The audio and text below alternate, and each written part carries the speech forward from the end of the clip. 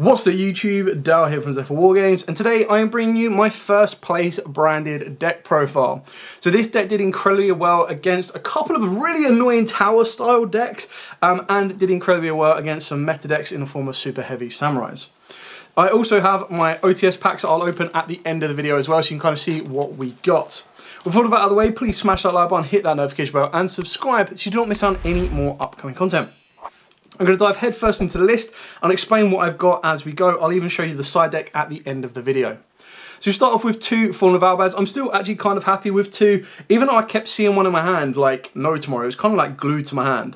But I'm still on and on about a third. I've been doing that a lot of time. A couple of times I test it, it works out perfectly. A couple of times I keep it at two, it works out just as well. So the one card that I did bump up was the Yugioh, and the reason I bumped this up is there was a couple of times, especially without some of the duels, that it was like what I wanted to do is I wanted to try and play around the Biru. So there was a couple of times where I'd activate Fusion Deployment, bring out Aquadolphin, which was like a mini MVP today, because the amount of times I saw people's hands, and I guarantee you every single time I looked at someone's hands, they had a Nibiru in there, which absolutely sucked. So what it meant is that I had to play under the 5 summons. Now there were ways of doing it, but because I'd already conducted the Fusion Deployment, I was already 1 summon in.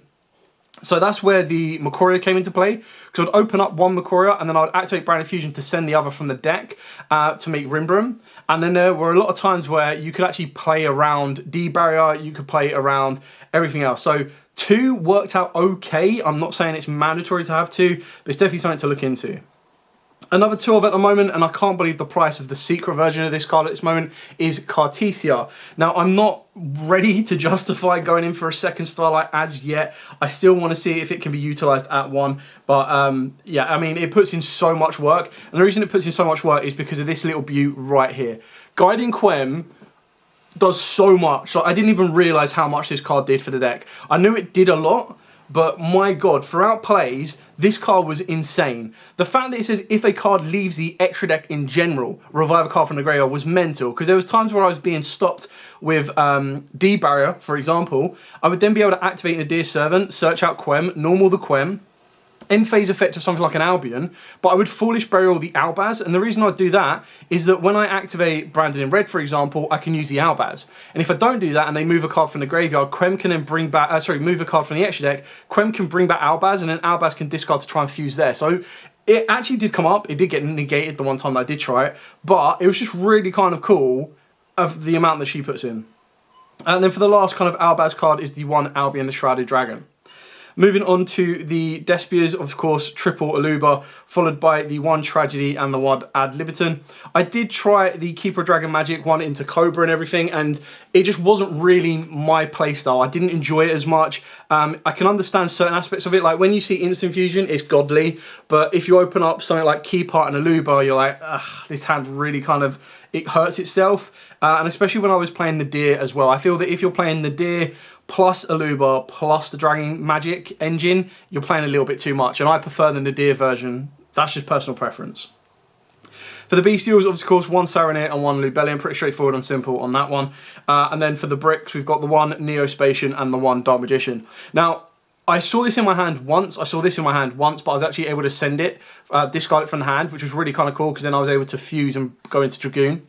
The Aquadolphin was like a mini MVP. Like the amount of times I summoned it off a Fusion Deployment, there was one time that I summoned it off a Fusion Deployment, activated the effect, and my opponent had stronger cards in their hand than me, so I couldn't get them to discard. So I took a 500 burn, but it was invaluable to see their hand, because their hand was Nib, it was a Black Queen Borer the Spear, Black Whirlwind, plus a Judgment, so that I knew that I had to play under Nibiru. In the other times that I did it, there was always a Nibiru in the hand, so I was like, right, okay, well, I now need to make sure that my plays end on less than 5 summons, because I got punished in game 1, round 1, and I got hit with a Nibiru. I was like, oh, crap, people are main decking this? No. Not that I should have been too surprised by that. And then from that point on, every time I activated Aquadolphin, I was like, ah, there's a Nibiru, I'm going to play under that. And then for the hand traps, triple Ash Blossom alongside triple Imperm. Pretty standard on these ones. I feel that these are the base minimum hand traps you should be playing. I think if you wanted to adapt it, you can look at Droll. I don't think Droll is worth main decking, and that's one thing that I did miss from my side deck. And as a disclosure, when I was putting my side deck together, I completely forgot a lot of my cards. So, pro tip number 1, don't forget half your cards for your event. Moving on to the spells. So the spells, we were rocking Triple Fusion Deployment. This card's, you know, pretty nuts. Well, pretty nuts, really nuts. Triple Branded Fusion, Triple Branded Opening, all pretty straightforward and simple on those ones. Double Nadir Servant. Now, I thought that I would give it a go at 2 rather than 3. I was like, at 3, it's very easy discard fodder, but at 2, I saw it so much. Like, when I wanted to see it, it was there, and I was like, okay, this is cool. There was only one time that I saw it in my hand and I didn't want to use it, and that's when I had Dimension Shifter in my hand, and I was kind of like, okay, well, I'll hold this back a turn, which really helped me because I went D-Shifter, stunned my opponent for a turn, did all my Branded Fusion plays, and then was able to do Nadir 7 the next turn, so. And then for the one-offs, we've got the one branded red, the one branded lost, Foolish Burial, Called By, and then my board breaking card that I chose, this is just personal preference, you can change it if you want to, is Book of Eclipse. And the reason I've got this rather than anything else is because it's the only way to out some tower monsters, and what I mean by that is stuff like Dragoon, which is kind of like an annoying tower. I believe it even gets past the Chaos Angel because Chaos Angel is only unaffected by monsters of X. So again, I found myself signing this up. This just wasn't good for the matchups I was facing today, but I needed a board breaking card in the deck. You could main deck Droplet if you want to, you can main deck Dark World or no more, but ultimately I feel Book of Eclipse for me was the ideal one to go for. And the last one is Branded Sword, and I know a lot of people give this card a lot of stick, but I still really like it. And the reason I like it is I still really like the Branded Fusion plus Lubellion combo, where you send Makoria, make Rimbram, and then you activate Saranir to banish the Makoria, and then you send Branded Sword. Now, Branded Sword actually put in a lot of work for me today because I had to use Saranir a couple of times to send the sword, but rather than adding back the Makoria, I was actually adding back, I added back Albaz at one point, which was insane because then I could normal some of the Albaz and make my fusion plays the next turn. There was a couple of really grindy and very good games. So I had to face Marincess, which was just as annoying because they were putting the towers on the board, and it was like a towers backed up by like 4 hand traps. I was like, yo, this is really going to test the resolve of this deck. The other one was Black Wings, which again puts the towers on the board, and then obviously you combo orientated, and then you had Sword Soul and everything else. It was just like, okay, a decent, like, you don't really, like, I don't think there's an actual out in the main deck for branded to a towers, so it is very, very tricky. Then for the extra deck, of course, we've got 2 Milljed. Pretty staple on that one in my opinion. The one Dust Dragon, I am highly considering putting this at 2, but I don't want to grow and get a second Starlight. So I'm trying to keep it at 1. Lulu Walif, this card was so good. Like, there was a couple of times where I was like, okay, cool, send this off of Dust Dragon and then summon Quem out in the end phase, or send this off of Nadir Servant, and yeah, you would obviously add Quem, but sometimes you could add the Albaz. Otherwise, if you added the Quem, normal with the Quem, you could Foolish a Cartesia, but then special the other Cartesia from the deck. So you basically have 2 lines for Cartesia, which is really kind of nice. Yeah, I really like this card. I think it looks amazing as well. 2 Albion, pretty straightforward and simple on that one. 1 Lubellion. This is only going to become an issue against Kashtira's, but hopefully that's not really going to be a thing much longer. 1 Rimbram, Guardian Chimera, Draxtopleria, Quinteris, Ash Dragon, because this is like the only out to a towers. Especially if it's a towers like Marincess, where they're just like, yeah, cool, my monster's like 5,600 attack. You're like, what? Obviously that can't get past 5,600 attack, but it's like your only route to get past a high attack towers.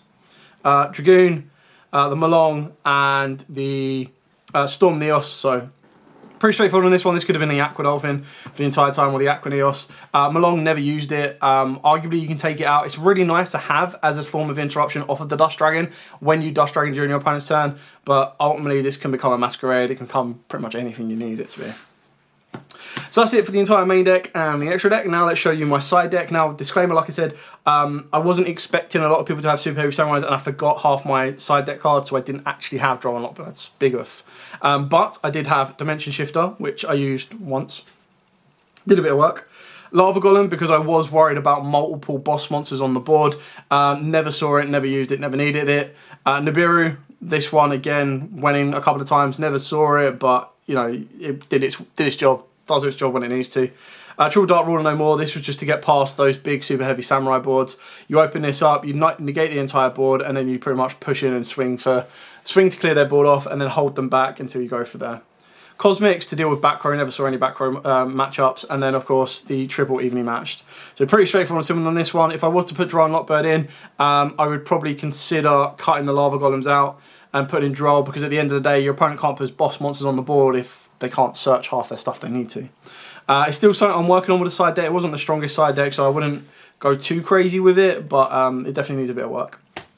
So that was the profile, that was the side deck as well. Now let's see if we get anything from our OTS packs.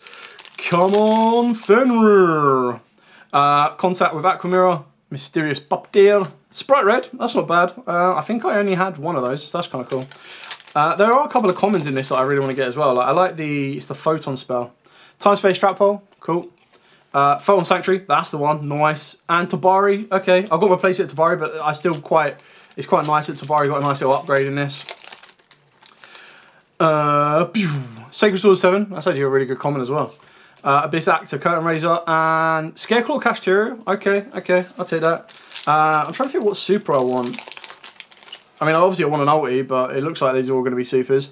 Mysterious Puppeteer, Gishki Aquamirror, and Tyrannoment Havness. Okay, I'll take that. Because if this comes back to free, I definitely want to make sure I have a playset.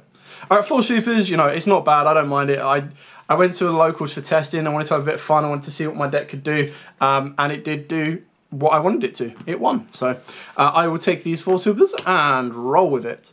Anyway, thank you so much for watching. Don't forget to like, comment, subscribe, share. If you do have any questions at all, please let me know in the comments down below. I'll be more than happy to answer them for you. Like I said, I'm still tweaking with this deck. This is what I like about this so much, is that it can pretty much be anything. It can be a Bestial heavy deck. It can be a minimized Despia version. It can be multiple Quests, highly curious about that version, and then of course it can just be Albaz Turbo. So really do enjoy the deck, that's why it is getting the near max rarity treatment, waiting for Branded Fusion to drop. I am not bringing myself to get 2 Starlights of some cards yet. Please no. But yeah, really enjoy it. I love the different versions of this deck. Obviously I showed you Synchro the other day as well, which was really fun and something a little bit different for the deck. So thanks so much for watching. Don't forget to like, comment, subscribe, share. Till next time, as absolutely always, stay safe, and of course, happy dueling.